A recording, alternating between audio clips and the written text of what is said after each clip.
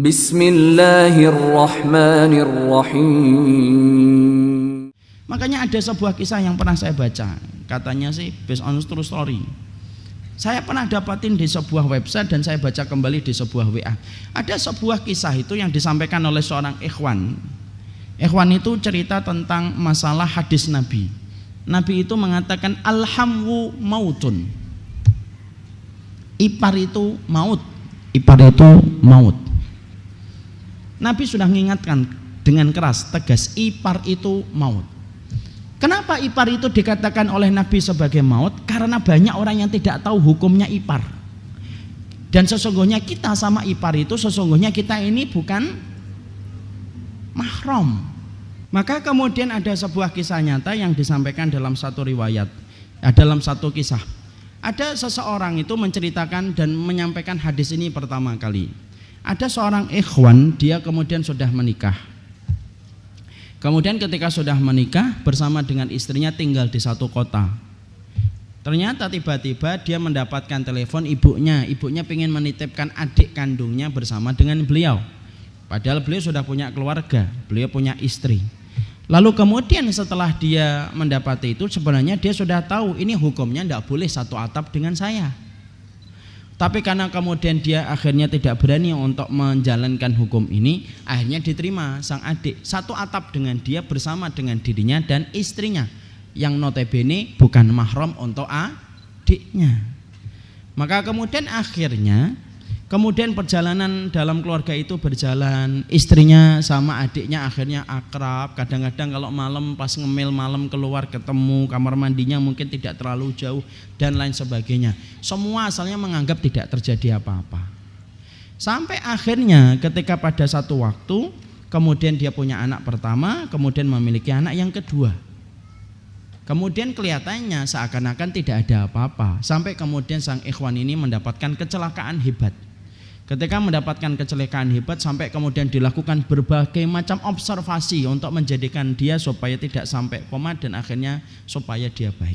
Singkat ceritanya semua observasi dilakukan. Dan akhirnya dengan izin Allah dia melewati masa-masa kritis dan akhirnya mulai berangsur-angsur membaik. Sang dokter ketika melakukan banyak observasi kepada orang ini akhirnya tahu tentang riwayat kesehatan orang ini. Secara kurang lebihnya itu dia tahu. Maka kemudian ketika sudah mulai membaik, ikhwan ini sudah pindah ke kamar biasa. Lalu sang dokter ketika datang untuk menengok dan memeriksa kondisi dari ikhwan ini, kemudian dia kaget ada anak-anak kecil yang kemudian di samping sang ikhwan tadi. Sang dokter tanya, ini siapa pak? Ini anak saya dok. Sang dokter agak kaget, tapi kemudian dia menenangkan dirinya. Ngobrol setelah sekian lama kemudian pergi. Beberapa hari kemudian sang dokter ngomong ketika kondisinya sudah mulai membaik.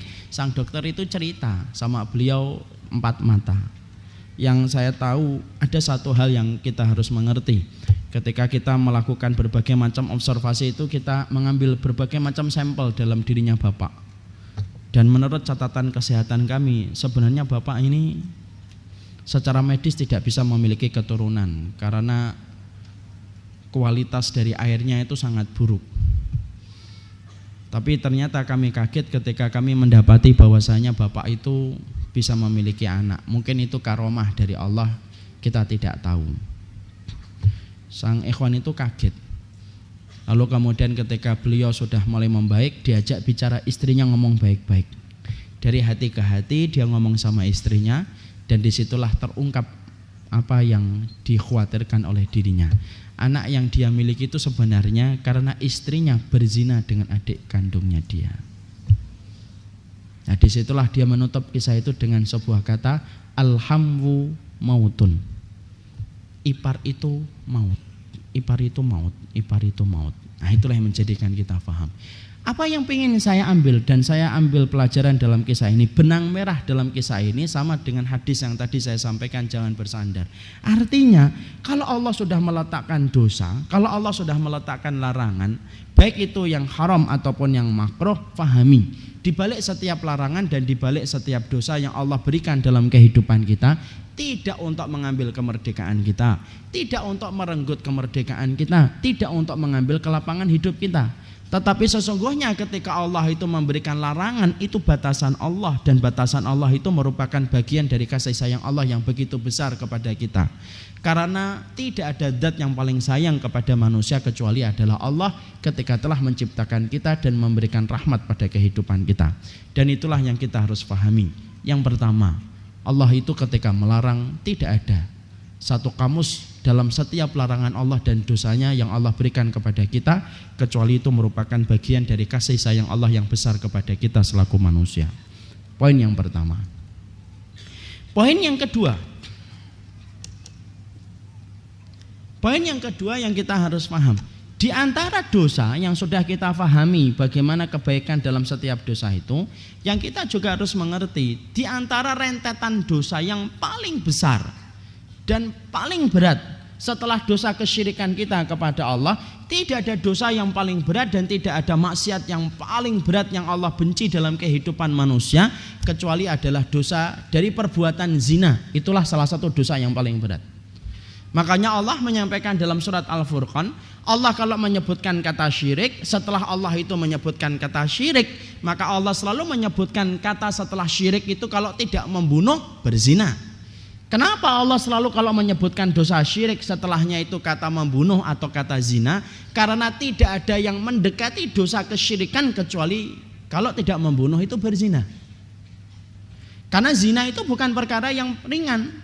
Tetapi zina itu ketika menodai kehidupan seorang wanita, ketika wanita tidak mampu menjaga kehormatannya, maka dia telah melakukan dosa yang begitu berat selaku manusia ketika Allah telah menciptakannya. Karena tidak ada dosa yang paling besar setelah dosa yang dilakukan manusia ketika melakukan syirik kecuali adalah dosa ketika melakukan zina. Makanya saya sering mengatakan berulang-ulang, tidak ada air yang paling najis kecuali airnya laki-laki yang tumpah sebelum terjadinya ijab qabul, dan tidak ada rahim yang paling najis kecuali rahimnya wanita yang terbasahi dengan airnya laki-laki sebelum terjadinya ijab qabul. Makanya sampai kita dapati hukuman yang Allah berikan kepada orang yang melakukan zina semenjak kitab Taurat hingga berlanjut kepada kitab Al-Quran sama. Karena sesungguhnya tidak ada dosa yang paling Allah benci kecuali adalah terjadinya perzinahan. Subhanakallahumma wa bihamdik asyhadu an la ilaha illa ant astaghfiruka wa atubu ilaik.